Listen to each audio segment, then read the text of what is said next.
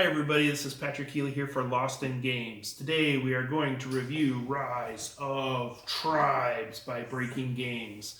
This is a light civilization, area control, resource management game. It came out on Kickstarter a couple of years ago. I was fortunate enough to pick up a copy of the game. So it does have the deluxe components within it. There is a current Kickstarter occurring right now. That Kickstarter is for an expansion to the game, so that if you like the game, go out there please and back that, because most games are just simply more complete with more expansions. So we're going to give you a rules overview right now. We're going to give you a look at the components, and then I will be back for my final thoughts. Okay, everybody, here is an overview of Rise of Tribes. Couple things. This is not going to be a full playthrough, and this is not going to be a detailed rules teach you video. My goal here is to show you the game, show you some of the components, and also show you how some of the gameplay works to see if you think this is a game for you. Up front, I want to let you know this is the Kickstarter version of the game. This is not the retail version, so there are some meeples that are included in this version that you may not find if you do open up the full retail version of the game. Okay, so let's kind of start and take a look at the different components. One of the things that drew me to this Kickstarter was how beautiful the art was. I'm not ashamed to say I might have actually even backed it based on how cool the pieces looked, and then read how to play the game. I do not recommend that in most cases, but in this case, I rolled the dice, and it actually worked out. The components are beautiful, and it is also a great game. So before I go through and give you an overview of the game, let's take a look at some of these components. So we have tribe members, which are your core little meeple person with a little spear. You have food. You have ore or stone. I guess there's no ore in the Stone Age. You have wood. Use your saber-toothed cat. Awesome.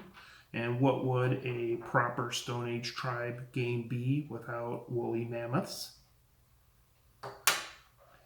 And we have wooden village tokens, which again are part of the Kickstarter. Here's an example of a cardboard token from the game. Okay. You also have dice. Comes with a whole bunch of dice. We'll talk about these up here in a moment, but I want to give you a close look at the dice. They have 2 spirals on them, 2 moons on them, and 2 blanks on them. So very beautiful, cool dice. If you love dice like I do, that is one of the things that is going to draw you to the game. We have our benefit cards right here, which are, this would be the light civ aspect of the game, but we also have our player boards here. Now the player boards all have 2 sides.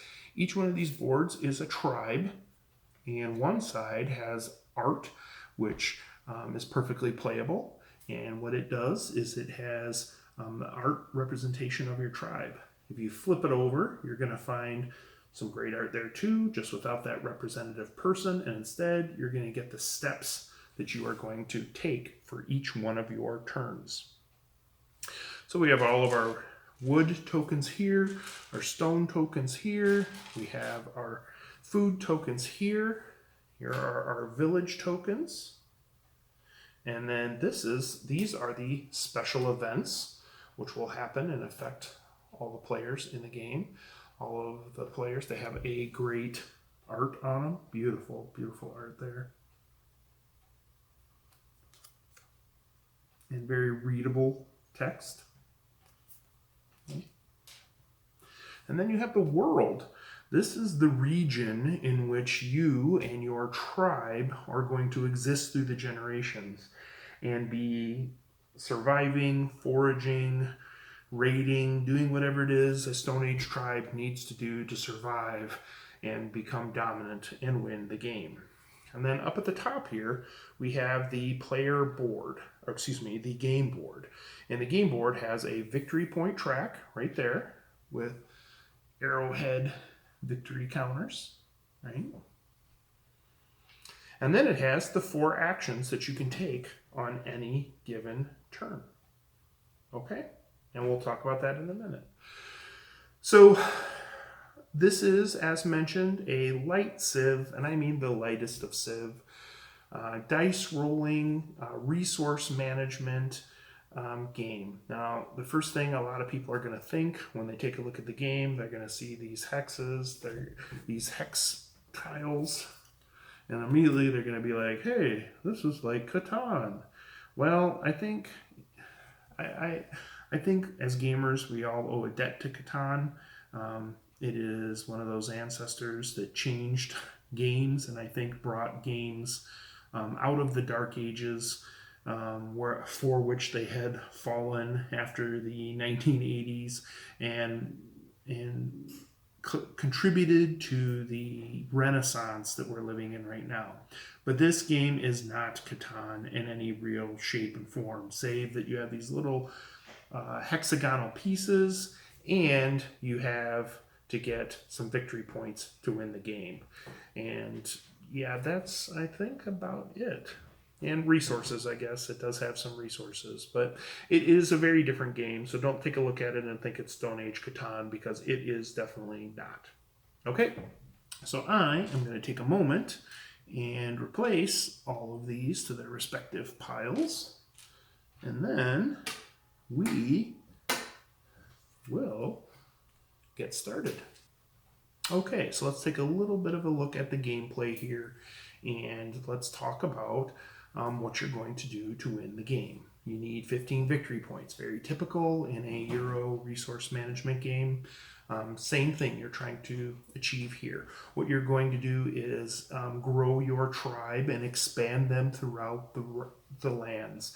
You'll be gathering resources, you'll be occasionally battling other tribes, you will be doing things to get points, and those points are usually gotten by benefit cards, or sometimes some of these event cards that come into play. And it has a very interesting mechanic. There are actually 4 actions you can take in each round. So on your turn, at the beginning of a turn, you are going to follow all 5 of these steps. And you are going to make in your turn, and then it goes to the next player and to the next player. It's a very quick turn. You're thinking, whoa, 5 steps, there must be a lot of sitting around. The game itself lasts 30 to 60 minutes. I would say 30 minutes for a couple of players tops. When you hit 3 to 4 players, maybe it'll last 60 minutes. I think that is one of the benefits of the game. It is not a game where you are going to sit down and play for 2 to 3 hours. It's not that kind of a game. I do think the game received some unfair criticism when it first came out, that it is such a lighter and faster game, but the world needs lighter and faster games. It's just a simple fact. It does. Not everybody has the time or the desire to sit down and play a game for 2, 3, or more hours. Sometimes people just want to sit down and they want to get their game on. They want to play a game, maybe 2, and move on and go barbecue and do whatever else they want to do.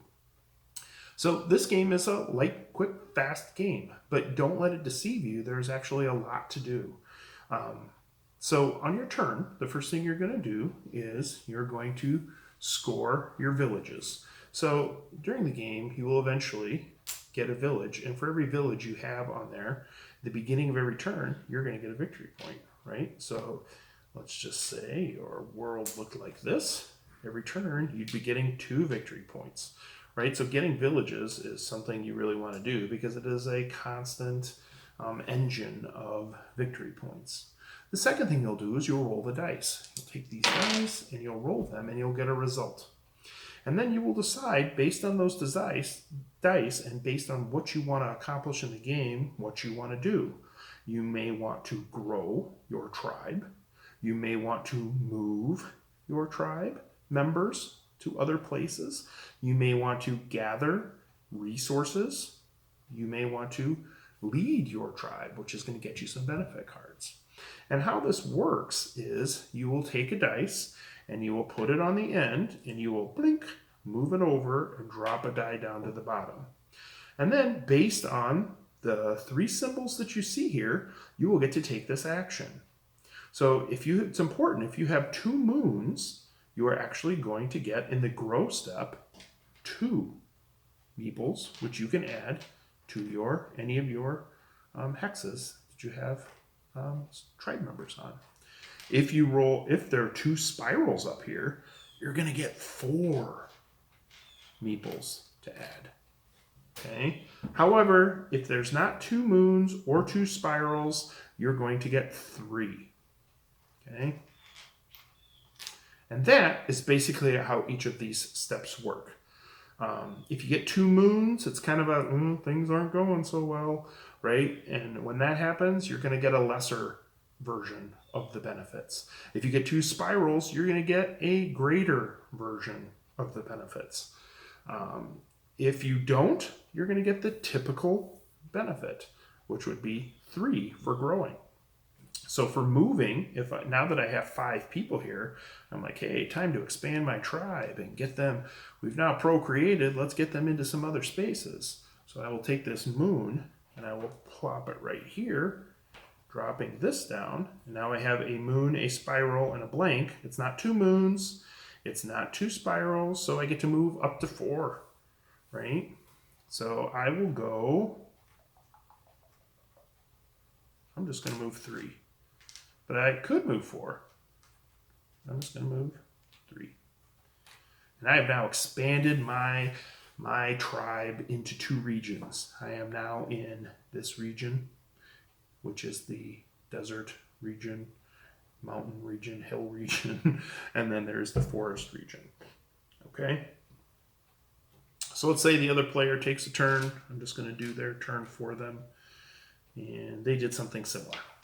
Comes back to my turn for yellow, and I roll again. Now I want to gather some resources. So I'm going to come here, and I'm going to move this over, and I check the results. No 2 spirals, no 2 moons. So I get to gather 2 hexes worth of resources, and I get to gather 2 each. So since I'm on the desert, I'm going to get 2 stone. And because I am in the forest, I'm going to get 2 wood. Okay?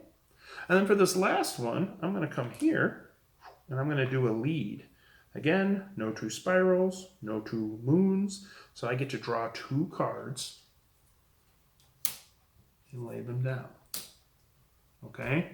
Now cards, here's the light civilization building. This is really the engine for victory points in the game, is you want to do things and complete these different quests, and what you'll end up getting is you will end up getting pottery. This is supposed to be in a 3-player game. Let me replace that. You will get bonuses, not only in victory points, but sometimes you'll get some benefits in the game. So for example, we're going to take a look at this horse. This horse basically says if you get 2 stone and you get 1 food, you get 1 victory point, and you get the ability of a horse. And this means that your tribe members can actually move 2 hexes in a round. Okay? So these benefits that you're going to take as we make our way through, you're going to score villages, you're going to roll the dice, you're going to take any actions that you need to take. We didn't really have any resolve conflicts that last round or build any villages yet. We're not really doing any of that. So I probably should have done those in order, but I'm just kind of giving you an idea of the game here. So on your turn then, if you have the materials to complete these, which we don't, we won't. Well, we will complete them, but we don't. So I'm going to come here now. We make our way through those steps, goes to the other player. Let's say they did another grow action. They took their dice and they expanded to here. Okay. So now you can see our region is getting a little bit crowded. It comes back to us, score villagers. There are no villagers. We roll our dice, and we roll a a spiral and a moon. So here we're going to get to see in action how this works. If I want to grow my tribe even further, I will put this here. 2 spirals here mean I get 4 meeples. So here's 4 tribe members. 2, 3, 4. And then I will spend this other one right to here. And look, this one will only allow me to move 2. So I will move 2 in there. Okay. So then take any actions. Well, I still can't fulfill any of these goals. And then we have the resolve conflicts. So in the resolve conflicts, it's okay for you to have tribes that are sharing a territory with an opponent until a situation comes along where you have more than 5. So if you have 6 meeples in a territory, you have to, basically it's getting so crowded, your tribes are getting tired of each other. It's time to, do the smackdown and lay who is the Stone Age boss. So what they're going to do is you will take 1 away from each, and you'll take 1 away from each, right? And 1 away from each. And guess what? These tribes basically wiped each other out. Let me show you that again, and let's just assume instead we had 5 in there. So you would take 1 away from each, 1 away from each, and look, blue survived. Blue's in that hex, right? And then lastly, we would build any villages. And villages, again, they do that reoccurring point. If you can build a village. How do you build a village? Well, it's pretty simple. I'm going to show you on this card. If you look down in the bottom corner, it shows all of the resources you need to gather to build a village. Every different tribe has a different set of resources. So there's not one better than the other. It's just they're different. And if you can gather all of those resources, you can spend it and build an actual village. In this last step is when you would complete a quest. So let's just pretend we actually are in that location. And let's pretend instead that we did a gather. And that got me a couple of fish, food, and we'll say some more stone, or some more stone. So I took it from these 2 hexes. Where you end up getting at that point is hey, now I want to purchase a horse. So it'll cost me my 2 stone, it'll cost me my fish, and guess the news, I have now completed this, and I'll put it right there just to let everybody know, hey, I have completed a task. It's worth a victory point. So I will move red forward 1. And now I can actually move 2 hexes when I do a move. Okay? So battling, again, this is another area of the game where I've heard people wanted a more robust nature to the combat. So out on Board Game Geek, there is some dynamic combat options, which are fun and will appease those players, I think. I don't think it makes the game any better. I don't think it makes the game any worse. It makes the game different. This is more, there's a slight gotcha in this as you're expanding. If you take your eye off the ball, somebody's going to get to 15 points fast. So you got to keep focused on your victory points. If you do too much other stuff and start focusing on other stuff, that other player is going to slip right by you and get to the end game. So when you introduce a more dynamic battling component, it's awesome. However, it changes the game a bit. It goes from kind of a somewhat gotcha game to a here's a serious gotcha. And if you do that, it's just a very different game. Not better, not worse, like I said.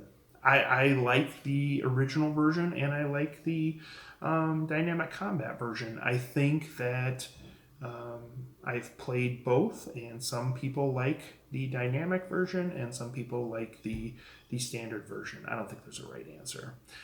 That said, that's what's awesome about Board Game Geek is players can go out there and put their stuff out there, and you can try different things. But as it is, I think this is probably got about the same amount of gotcha as the most intense gotcha in Catan.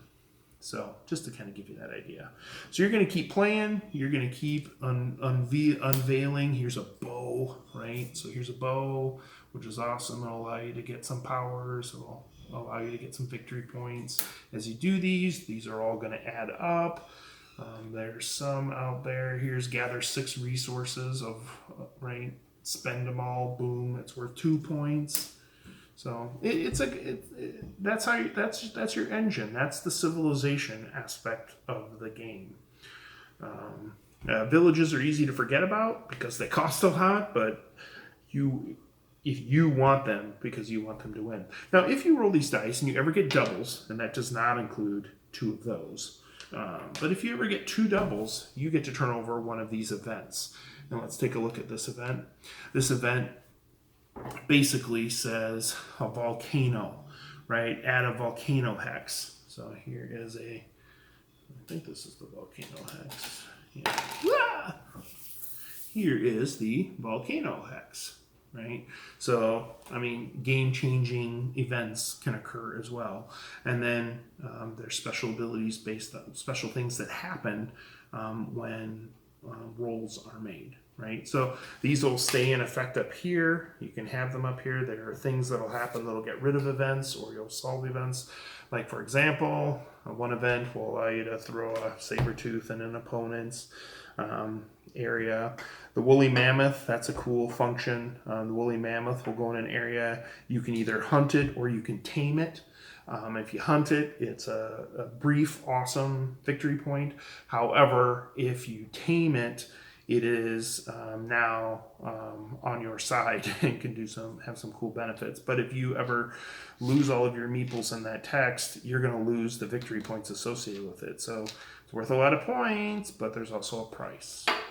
So I think my final thoughts as I move into that, we'll talk about that in just a second. But as you can see, beautiful game, fast gameplay, kind of unique, cool dice mechanic.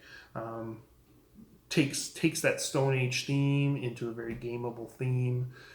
You'll just keep playing until somebody hits 15, and then voila, there is the end of the game. So that is my thoughts on, or my overview on Rise of the Tribes. Okay, so now you've seen the rules, you've seen the components, and I know you're just dying to know what my final thoughts are on this game. It's a beautiful game. You got to see that. One of the things I didn't get a chance to show you was the Rise of Tribes rule book. It is a great rule book. Big, beautiful color, lots of examples. I was able to figure out what I needed to do pretty much my first read through of the game. Only had to reference it once, so gold star on the rule book itself. I didn't get a chance to also show you some of the advanced game pieces. So everything I showed you was the basic game, but there are some things to spice it up and keep it interesting. For example, there are some powers out there that you can apply to your tribes that will give them cool effects. That's a great addition. There are also very unique tiles. Some of them are tied to events, but some of them are just unique tiles that have special benefits in the game, which will make games more interesting. And then there is a set of rules regarding elders and some cool elder meeples, which is basically the same meeple except they're holding a little torch. So very good. Lots of extra things in the box. I would be remiss if I didn't tell you that the inside of the box, Breaking Games did a particularly good job of the insert. It is well designed. More companies should take a look at the insert here and design it that way so that you can fit everything in the box. They did a really good job on that. What do I think of the game? I think it's a good game. It plays, like I said, in about 30 to 60 minutes. It is a light game. It is not really a heavy game. It's a fast game, and sometimes you just want that. You want a fast, light game. You don't want to sit there for 2 to 3 hours and chug through a game. I think if you are a fan of those type of games, you should definitely give it a try. It definitely has the comparisons to Catan are inevitable, but I do believe there is enough difference here. Plus, I love the theme and I love the art. I think this is a fun game that deserves a place on my shelf and hopefully yours as well. So if you have any questions, go ahead and leave them in the comments. Otherwise, please subscribe to my channel and don't forget to get lost in games sometimes. Thank you. Have a good one.